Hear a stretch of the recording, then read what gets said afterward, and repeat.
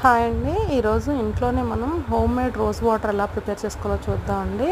ఇది మనకి చాలా ఈజీ ప్రాసెస్ అండి. ఏంటంటే డైరెక్ట్ ఫ్లవర్స్ని చేస్తారండి, అది కాదు.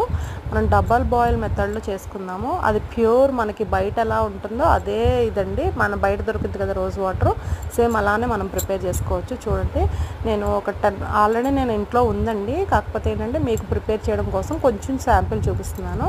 నేను ఒక 10 రోజ్ ఫ్లవర్స్ తీసుకున్నానండి. అవి మొత్తం శుభ్రంగా కడుక్కొని వెనకమాల ఉన్న తొడాలన్నీ తీసేసుకున్నాను. తర్వాత ఒక గిన్నె పెట్టుకొని కొంచెం ఒక గ్లాస్ వాటర్ తీసుకున్నాను. అంటే 10 ఫ్లవర్సే కదా, ఒక చిన్న 250 ml అలా ఉంటాయి వాటరు. వాటర్ తీసుకొని చుట్టూ ఆ గిన్నెలో వాటర్లో వేసేయాలండి. తర్వాత దాని మధ్యలో ఒక గిన్నె బార్లు ఇచ్చాలి, దానిపైన ఒక గిన్నె పెట్టేసి చక్కగా మూత క్లోజ్ చేసేసేయండి, ఎయిర్ వెళ్ళకుండా.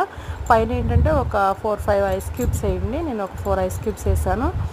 ఎందుకంటే కొంచెం అది హీట్ అయ్యే కొద్దీ ఆవిరికేదంతా దానిలో పడడానికి ఐస్ క్యూబ్స్ హెల్ప్ అవుతాయండి. సో చూడండి, నాకు ఆ 10 ఫ్లవర్స్కి ఒక 20 మినిట్స్ పట్టిందండి. సిమ్లో పెట్టేసి వదిలేసేయండి.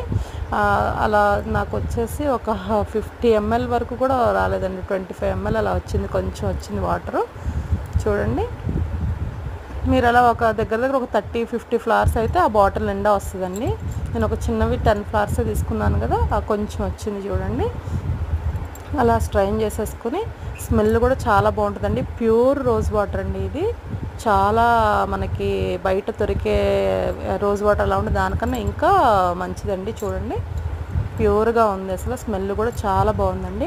ఇది వచ్చేసి మనం రోజ్ ఫ్లవర్స్ యూస్ చేసి లోపల ఉంది కదా బాయిల్ అయింది నీళ్ళల్లో, అది మనం టోనర్ కింద యూస్ చేయొచ్చండి. అది కూడా వేస్ట్ ఏం అవ్వదు మనకి. ఫేస్ ప్యాక్లో అవి యూస్ చేస్తాం కదా, వాటిల్లో కలుపుకోవచ్చు. లేదంటే కాటన్లో అవి వేసుకొని ఫేస్ క్లీన్ చేసుకోవడానికి అంతా యూస్ చేయొచ్చండి. Thank you. ఈ వీడియో నచ్చితే లైక్ చేయండి, షేర్ చేయండి, సబ్స్క్రైబ్ చేసుకోండి.